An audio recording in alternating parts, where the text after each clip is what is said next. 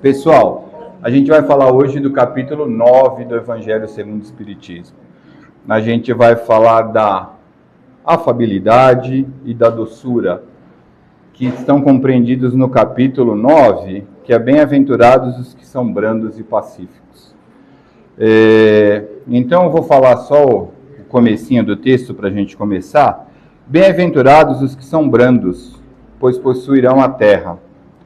Bem-aventurados os pacíficos, porque serão chamados de filhos de Deus. Sabeis que foi dito aos antigos: não matareis a quem quer que mate, mesmo que mereça, esse será condenado pelo juízo.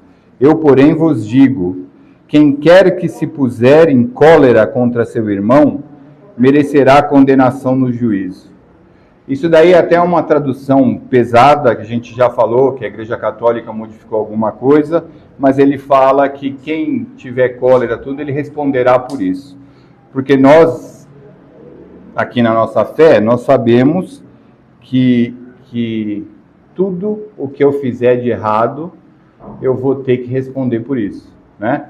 Então as encarnações são sucessivas, se eu matei alguém, eu vou ter que responder por isso, né? Então, o que Jesus quis dizer com isso daqui? Hoje, pessoal, vocês, é lógico, né? Por mais que a gente não veja televisão, por mais que a gente não veja um jornal, eu não gosto, eu acredito que vocês têm que escolher 2, 3 veículos ali, e antagônicos, geralmente, e se informem que a gente não pode ficar nas sombras também, né? Mas a gente vê que no mundo, cada dia a gente está percebendo que as pessoas são mais impessoais, as pessoas estão um pouco egoístas demais, né? E infelizmente a gente está vendo que os jovens também estão passando por isso. Se vocês pegarem as conversas que a gente tinha, as preleções, aqui infelizmente não está gravado, mas as preleções antigas aqui do centro, há mais de 10 anos, a gente falava muito de criança cristal. Tem até um filme no Netflix falando de criança cristal, né? Que são as crianças que vêm para mudar o mundo. Mas essas crianças que vêm para mudar o mundo, elas necessitam da orientação dos pais dela, né? E a gente vem falhando de uma maneira geral. E a gente está percebendo que cada dia as pessoas estão se tornando, na essência, mais egoístas. Eu até peguei aqui alguns exemplos. Então, assim, é normal a gente ver uma pessoa que simplesmente para o carro em fila dupla, mesmo que tenha 10 metros ali uma vaga para estacionar. Ela não quer andar, ela quer parar, não importa que ela vai atrapalhar o trânsito. Gente que para no portão do outro, gente que fura fila, né? A gente está percebendo que cada vez mais a gente tem esse comportamento recorrente nas pessoas, né? E essas mesmas pessoas, se você fizer a mesma coisa com ela, se você furar fila, se você parar na frente da casa dela, como é que ela vai se portar, né? Você acha que ela vai falar assim: não, eu sempre faço isso, então eu vou aceitar? Porque a gente sabe que a gente tem aquela máxima, que é um trecho na Bíblia, na passagem de Mateus, que eu não farei ao próximo o que eu não desejo que façam comigo, não é mesmo? Então esses atos egoístas estão mostrando uma mudança do comportamento da gente aqui na Terra. E eu estou falando isso, é lógico que, assim, não é... Eu creio que é uma pequena minoria que age dessa maneira, mas incomoda demais. É que essa minoria é uma minoria que vem crescendo. Mas eu tenho plena fé que o ser humano, na essência, é bom. Eu acredito que aqui, mesmo porque a gente estuda tanto, a gente fala tanto, a gente sabe que a gente tem que ser um pouquinho melhor a cada dia, não sabe? E daí, pessoal, o que eu queria falar para vocês, né? Mas por que a gente está sentindo tanto isso daí? A gente está sentindo tanto rancor, tanta maldade, porque tem coisas que há tempos atrás a gente não passava por isso. Uma das coisas que mais me choca são, por exemplo, as brigas de torcida de futebol. Eu não tenho palavras para descrever como assim me afastaram de eu querer ter qualquer contato com uma torcida organizada, porque assim, você vê aquelas brigas, sempre morre alguém, aquele incidente que o cara jogou a garrafa que matou a menina. E para quê? Não é para que as pessoas estão agindo dessa maneira? A gente teve uma polarização na política, a gente viu gente brigar na família, porque não aceitava a opinião do outro, como se a dela fosse absoluta. Se eu não aceito a opinião, se eu acho que a outra pessoa é ignorante e eu me acho, nossa, o suprassumo da sabedoria, já começou a estar errado. E daí, pessoal, a gente tem até briga na religião, por religião. Vocês devem ter visto vários vídeos de pessoas atacando, principalmente os terreiros de Umbanda, né? As religiões de matriz africana. Mas a gente tem coisas piores, a gente tem guerras em nome da religião, que Deus deseja ver o seu filho matando em nome dele, falando a minha religião é melhor, você está errado, e você tem atentado à bomba, e você tem guerra matando milhares de pessoas. Ah, mas ele fez isso. Não, gente, nada justifica. Você revidar, Jesus falou, dá outra face aqui, na terra a gente não faz isso. É lógico, pessoal, é lógico. Eu sempre falei isso daqui para quem falar comigo. Eu não posso apenas perguntar o que Jesus faria, porque eu sempre falo para vocês, estou muito longe de ser Jesus, muito. Só que eu tenho que perguntar o que Jesus faria, e nas condições que eu tenho, como eu posso seguir o exemplo de Jesus? Então é muito difícil dar outra face? Mas eu posso me afastar, eu posso evitar o confronto, eu posso ajudar uma pessoa ali a evitar o confronto. Eu posso fazer coisas, não como Jesus, que na sua simples palavra ele parava uma guerra, mas eu posso ajudar as pessoas a compreenderem isso daí. E pessoal, mais uma vez, por que a gente está passando por tudo isso? Vocês devem ter ouvido várias vezes a gente falando da transição planetária. A transição planetária, ela vai acontecer, que é um processo muito, muito longo, da gente sair do mundo de provas e expiações para ir para o mundo de regeneração. E os espíritos ruins, eles clamam por uma oportunidade de se redimirem, de virem para a Terra e de se redimirem, fazer uma coisa boa. Mas o que acontece, pessoal? A gente já falou aqui com vocês várias vezes que a gente tem o véu do esquecimento. Então, eu venho para a Terra, eu esqueço que eu fui nas outras vidas. Porque imagina se eu tivesse matado a minha irmã, ou minha irmã tivesse me matado, e eu lembrasse disso daí, não é? Então eu venho com o véu do esquecimento para que eu conviva com ela, para que eu faça esse resgate. Da mesma maneira, quem tem a índole muito, muito cruel, vem e quando tem o véu do esquecimento, eles esquecem que eles se comprometeram a ser uma pessoa melhor. E os instintos mais primitivos e cruéis deles vêm à tona e eles acabam falhando de uma vez. Tem várias obras, tem um livro que eu gosto muito, 2 livros que tem muito a ver com esse tema, quem tiver curiosidade, tem um que é O Lado Oculto da Transição Planetária. Espetacular, que ele vai contar os pormenores ali. E tem o livro de São Francisco de Assis do Miramês, que eu acabei de ler, que o seu Luiz falou, eu acabei de ler, que ele fala das cidades espirituais e as cidades ruins também, né? Que a gente não tem só cidades boas espirituais, a gente tem, infelizmente, cidades ruins também. Então, acontece isso quando eles vêm, e por isso que tem muito dessa, a gente está vendo cada vez mais, porque eles estão aqui clamando por uma oportunidade e, infelizmente, a maioria tem falhado. E agora a gente vai falar da afabilidade e da doçura. E ele começa falando que a benevolência para com seus semelhantes, frutos do amor ao próximo, produz a afabilidade e a doçura. Entretanto, a gente tem que ficar muito atento, porque ele fala de várias maneiras aqui, que tem muitas pessoas que são afáveis, têm o comportamento afável com as pessoas, mas o coração muito duro, né? Pessoas que se dizem afáveis, fazem você se sentir bem ali, tudo bonitinho, mas na prática eles estão fazendo por proveito próprio. E a gente tem que ficar muito atento para não ser uma pessoa dessas que façam as coisas por interesse. Então, eu vou tratar bem o João, porque se eu tratar bem, eu vou receber uma promoção na empresa. Eu não estou tratando o João porque eu gosto do João. O João, sei lá, é o filho do diretor e eu vou tratar bem. A verdadeira afabilidade tem que ser sincera, senão de nada vale. E nós temos que ficar muito atentos com essas pessoas também, porque às vezes nós caímos nesse tipo de cilada, né? Da pessoa que é muito afável, né? Que ela acha que a gente é bonzinho demais. Então, ó, que eles falam: não basta que os lábios vertam leite e mel, se o coração de modo algum está associado. Só a hipocrisia, né? E ele vem falar na próxima passagem, ele vai falar sobre a paciência. Quando a gente vem para a Terra, e isso daí eu sempre costumo...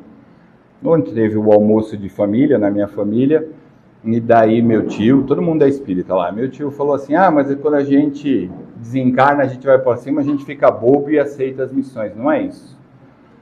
Nosso espírito tem milhares de anos. Quando a gente vai lá para cima, a gente olha e fala assim, sei lá, eu tenho 20 mil anos, que são 80 anos ali para eu ajudar o João, ajudar o que era meu sobrinho, ajudar minha irmã. Então você acaba voltando, não é que você fica bobo, você aceita porque é uma pequena parcela da sua vida espiritual. E daí no Evangelho está escrito assim: a dor é uma bênção que Deus envia aos seus eleitos. Eu acho que tem que ser muito otimista, né? Para achar que a dor é uma bênção. Mas a dor nos faz evoluir, a dor nos faz crescer. Vocês sempre devem ter ouvido falar que se você não tivesse dor, você não reconheceria o perigo, você não reconheceria seus limites. O corpo dói para você saber os seus limites. Então, um maratonista, aqui, não sei se tem algum maratonista, mas se a gente sair correndo aqui, sair correndo pela cidade, uns vão antes e uns vão depois cansarem. Por quê? Porque cada um tem o seu limite e a dor nos mostra o limite da gente. E daí ele fala uma frase que eu achei espetacular. O fardo parece menos pesado quando se olha para o alto do que quando se curva olhando para a terra. Então, toda vez, é uma frase, né, que gostaria, que ela quer dizer que é muito mais fácil eu encarar o problema de cabeça erguida e seguir em frente olhando para o futuro do que simplesmente eu esmoecer e olhar para baixo e começar a me lamentar, né? Isso para qualquer coisa na nossa vida. E nos dois últimos pontos aqui, pessoal, ele vai falar da obediência e da resignação, que ele fala que a obediência é o consentimento da razão e a resignação é o consentimento do coração, né? Então, por causa disso daí, eu ser obediente à vida, às leis de Deus, né? Nesse ponto da nossa vida, principalmente quem está aqui dentro hoje, vocês todos, nós todos, né?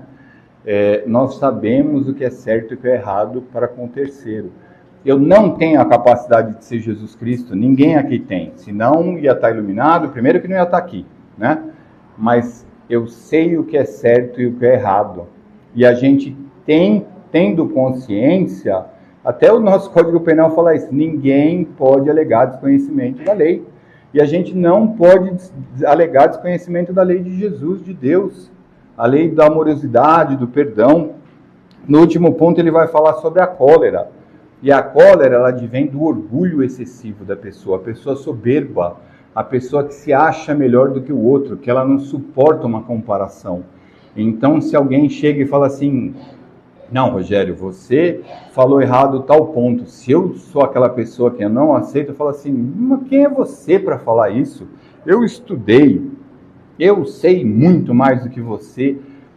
Quando a pessoa humilde, ela vai ouvir a pessoa, ela vai tentar entender o ponto de vista da pessoa, e às vezes ela quis dizer aquilo, mas a pessoa não entendeu.